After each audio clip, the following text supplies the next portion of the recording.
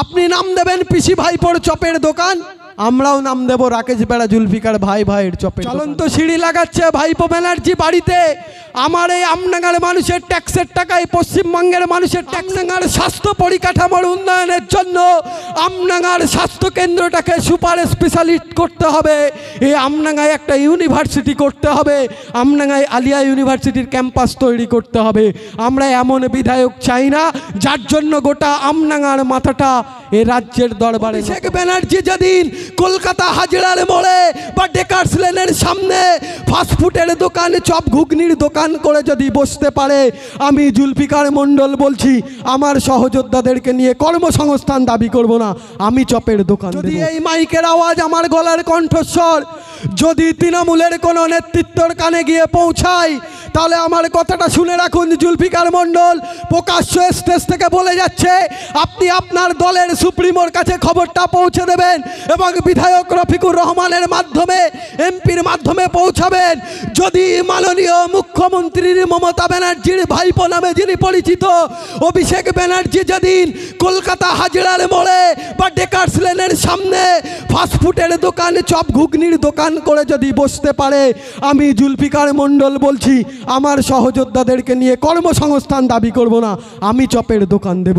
আর যদি ভাইপো না দিতে পারে, চ্যালেঞ্জ করে বলে যাচ্ছি, যদি ভাইপো না দিতে পারে তাহলে প্রতিরোধের সামনে পড়ে আগামী 26 নির্বাচনে ওই 14 তলাকে আমরা গঙ্গার জলে ভেসে যেতে দেখব। তার জন্য হাজার হাজার ছাত্র, যুব, কৃষক, শ্রমিক তারা বদ্ধপরিকর হচ্ছে, তারা দিকে সজাগ তৈরি হচ্ছে। আপনি মত দিচ্ছেন আর আমরা বলেছি পেন তুলে দেব, পেন। শিক্ষা, সমাজকে বাঁচাতে হবে। আপনাদের উদ্দেশ্য ক্ষমতার মসনদ দখল করে রাখা, আর আমাদের উদ্দেশ্য আমার দলের চেয়ারম্যানের আদর্শ, নীতি আদর্শে আমরা বড় হয়েছি। তানার আদর্শ হচ্ছে তোমরা মানুষের সঙ্গে মিশে যাও, মানুষের দুঃখ দুর্দশার কথা বলো। তাহলে আজকে বলুন আপনার এলাকার উন্নয়ন কোথায়? আপনার এলাকার শিক্ষা পরিকাঠামো এই, রাস্তাঘাটে এই, কল এই। আপনি কৃষক, আপনার কর্মসংস্থান নেই। ওদিকে দাদা, এদিকে দিদি। কেউ আবার বলবে বিজেপিকে সুযোগ করে দেওয়ার আগে, আমি বক্তব্যের শুরুতেই বলেছিলাম তাকে প্রশ্ন করবেন সেই 1998 সালের 1 জানুয়ারির ঘটনা, কার হাত ধরে সেদিন দলটা তৈরি হয়েছিল। ভুলে যাবেন না, আসলে ভুলে যাবেন না, আসলে ভুলে যাই আমরা, ভুলে যাই আমাদের কষ্টে। কারণ আমার হাতে যখন কর্মসংস্থান থাকে না, আমাকেও কেউ 500 টাকা দিলে মনে হয় ওর কথাটা শুনি। এটা আমি বুঝি, কারণ আমি একটা যুবক ছেলে, আমি বুঝি আমার এই সমাজের চাওয়া পাওয়াটা কি। তাই আসুন আগামী 2026 নির্বাচনে আপনাদেরকে জোটবদ্ধ হতে হবে, বদ্ধভাবে প্রতিটা বুথের সামনে প্রতিরোধের ব্যারিকেড তৈরি করতে হবে। এতদিন প্রতিবাদ হয়েছে, প্রতিবাদ আর প্রতিরোধ দুটো কিন্তু আলাদা। প্রতিরোধের ব্যারিকেড তৈরি করতে হবে। সেই প্রতিরোধের ব্যারিকেডটা তৈরি করতে হবে কাউকে মেরে নয়, খিস্তি দিয়ে নয়, বোমগুলি দিয়ে নয়। প্রতিরোধের ব্যারিকেড তৈরি করবেন। আমার বাড়ির কর্মসংস্থান চাই, আমার কর্মসংস্থান চাই, আমার শিক্ষা চাই। আমডাঙ্গার স্বাস্থ্য পরিকাঠামোর উন্নয়নের জন্য আমডাঙ্গার স্বাস্থ্য কেন্দ্রটাকে সুপার স্পেশালিস্ট করতে হবে। এই আমডাঙ্গায় একটা ইউনিভার্সিটি করতে হবে, আমডাঙ্গায় আলিয়া ইউনিভার্সিটির ক্যাম্পাস তৈরি করতে হবে। আমরা এমন বিধায়ক চাই না যার জন্য গোটা আমডাঙ্গার মাথাটা এ রাজ্যের দরবারে নত হবে, তাকেও আমরা ছুঁড়ে ফেলে দেব 2026 সালে। এর জন্য বদ্ধপরিকর হতে হবে। যাই হোক, 2014 সালের পরে কি দেখলাম আসলে কি বলুন তো? বক্তব্যের মাঝখানে বলছিলেন যে এদিকে যখন হচ্ছে, আমরা কি দেখেছিলাম যে এদিকে যখন সিবিআই এর ইডি একটু তৎপরতা দেখাচ্ছেন, আমাদের দিদি কখনো মালদার আম নিয়ে, কখনো ইলিশ মাছ নিয়ে চলে যাচ্ছেন। তিনি এদিকে বলছেন আমরা বিজেপির দালাল। আমরা দেখতে পাচ্ছি দিল্লিতে চলে যাচ্ছে। দাদা একটু দেখবেন যেন ইডিআই আর সিবিআই তারা একটু মাথাচাড়া দিয়ে উঠেছে। কখনো ভাইপোর দিকে ছুটছে, কখনো ববি হাকিমের দিকে ছুটছে। কোন ববি হাকিম?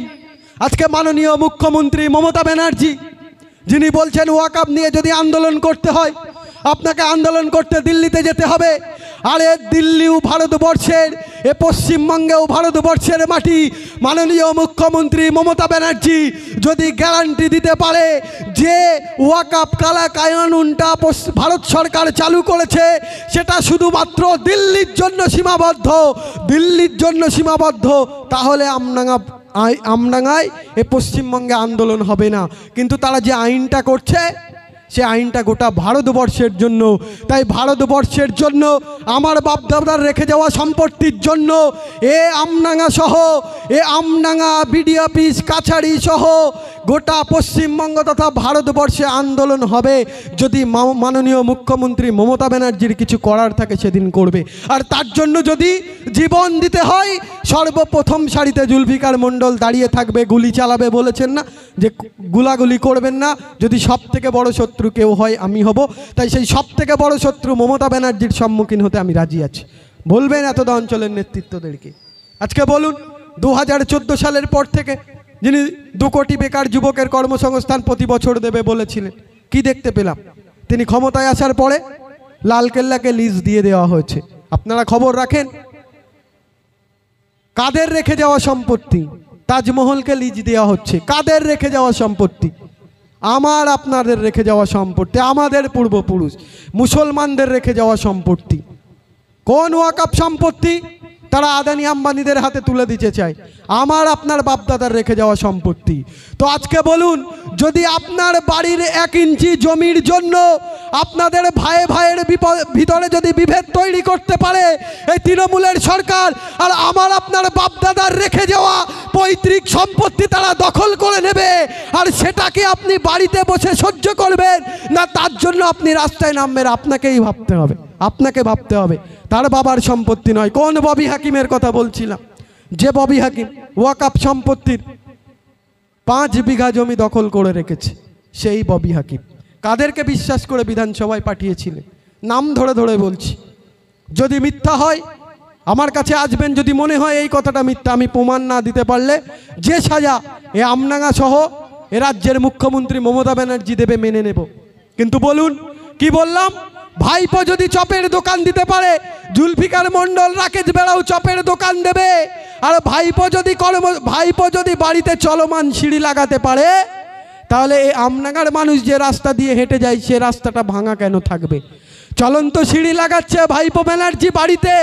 আমার এই আমডাঙ্গার মানুষের ট্যাক্সের টাকায়, পশ্চিমবঙ্গের মানুষের ট্যাক্সের টাকায় আর এসির হাওয়া নিয়ে ঘুরছেন, আর আমার বেলা আপনি চপ মুড়ি দেখাচ্ছেন। আগে আপনাকেও রাখতে হবে।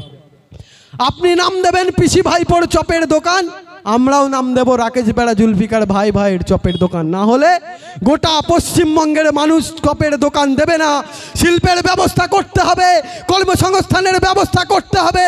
সিঙ্গুরে চলে যান, সেখানকার কৃষকরা আজকে বুক চাপড়াচ্ছে আর বলছে সেদিন মাননীয় মুখ্যমন্ত্রী মমতা ব্যানার্জি এই চোরেদের রানী, এই চোরেদের সর্দার, কালীঘাটের টালির চালার নিচে থেকে তিনি যে নাটকটা করেন, একবার আমরা একটা প্রকাশ পেয়েছিলাম যে কালীঘাটের টালির চালার ভিতরে কোনো একজন বড় র্যাঙ্কের মানে ইন্টারন্যাশনাল সাংবাদিক তিনি একটু বাইট নেওয়ার জন্য প্রবেশ করেছে।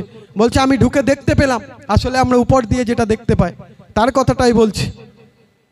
তিনি বলছেন আমরা যখন ঢুকেছি, আমি ঢুকেছি কিন্তু আমি দেখতে পাচ্ছি, আমি হয়তো মনে করেছিলাম সত্যিই ভিতরের অবস্থা হয়তো খারাপ হবে বাইরেটা দেখে যেমন মনে হচ্ছে, কিন্তু সেখানে যখন আমরা চেয়ারে বসেছি দেখতে পাচ্ছি স্যার বেডরুমের সেই যে মানে খাটটা আছে তার নিচে থেকে এসির হাওয়া আমার পায়ে লাগছে। চিন্তা করে দেখুন, আজকে বেডের নিচে এসির হাওয়া চলছে। কাদের ট্যাক্সের টাকা? আমার আপনার বাপদাদার ট্যাক্সের টাকা, আমাদের ট্যাক্সের টাকা। আমাদের ট্যাক্সের টাকায় উনি এসির হাওয়া খাবেন, আর আমাদেরকেই চোখ রাঙানি দেখাবেন। বদ্ধপরিকর আইএসএফ প্রত্যেকটা কথা বলে যাচ্ছি, কাট টু কাট বলে যাচ্ছি। যদি মনে হয় বুঝতে অসুবিধা হয়, আমি আমডাঙ্গার ছেলে, সবাই যদি আমাকে না চেনেন এই এলাকার নেতৃত্বদেরকে দিয়ে আমাকে ডেকে পাঠাবেন। যদি আমডাঙ্গার এমএলএ রফিকুর রহমান সম্পর্কে বা মাননীয় মুখ্যমন্ত্রী মমতা ব্যানার্জি সম্পর্কে একটা ভুল তথ্য আপনাদেরকে দিয়ে যায়, আমাকে বলবেন, যে সাজা আপনারা দেবেন আমি মেনে নেব। এবং প্রকাশ্য বলে যাচ্ছি আর কোনোদিন স্টেজে বক্তব্য দেব না, কিন্তু যার কথা শুনে আপনি আমাকে ডাকবেন সেই দাদাকেও বলবেন আপনার পকেটেও মাল মশলাটা থাকতে হবে, নাহলে অন্তত জুলফিকার মণ্ডলের সামনে আপনি যেতে পারবেন না। জুলফিকার মণ্ডল তার বাবার ঘাম ঝরানো টাকায় পড়াশুনো করেছে, কোনো চুরির টাকাই নয়। খেটে খাওয়া মেহনতি মানুষের ছেলে আমি।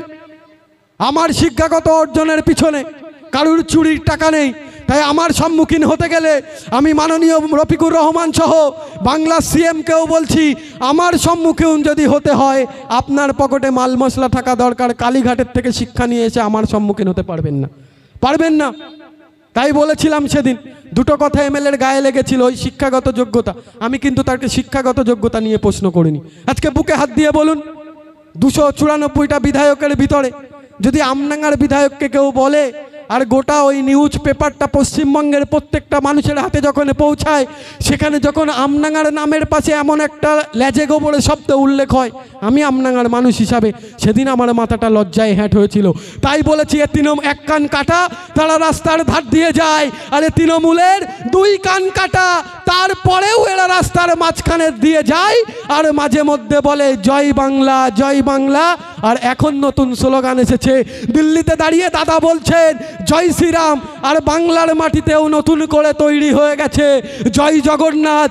আমি এতটা অঞ্চলের শুভবুদ্ধি সম্পন্ন মানুষদেরকে বলতে চাই, জয় শ্রীরাম আমি বললে বা জয় জগন্নাথ বললে কি আমার বাড়ির বেকার যুবকটার হাতে কর্মসংস্থান চলে যাবে? আমার শিক্ষা পরিকাঠামোটা কি ফিরে আসবে? ফিরে আসবে? প্রশ্ন করতে হবে। আমার ট্যাক্সের টাকা দিয়ে কে বলেছিল অযোধ্যাতে রামের মন্দির তৈরি করতে হবে? আমাদের ট্যাক্সের টাকা দিয়ে কে বলেছিল দীঘায় জগন্নাথের মন্দির তৈরি করতে হবে?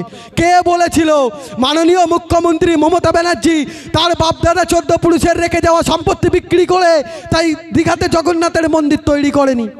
বা এখন কি দেখছেন, কদিন পরে আমার হিন্দু ভাইদের দুর্গা উৎসব, বাঙালি হিন্দু ভাইদের সব থেকে বড় দুর্গা উৎসব, তাদেরকে কি বলা হচ্ছে? 1,10,000 টাকা করে তাদের অনুদান দেওয়া হচ্ছে। আরও তার সঙ্গে কিছু যুক্ত হয়ে প্রায় 2 লক্ষ টাকা করে হয়ে যাবে। ইলেকট্রিক সেখানে আছে বা আরও অনেক ব্যবস্থা থাকে, সেই সবগুলো পাস করতে করতে প্রায় 2 লক্ষ টাকা করে খরচ। আজকে বলুন তো, বাংলায় শিক্ষা কোথায়, কর্মসংস্থান কোথায়, স্বাস্থ্য কোথায়?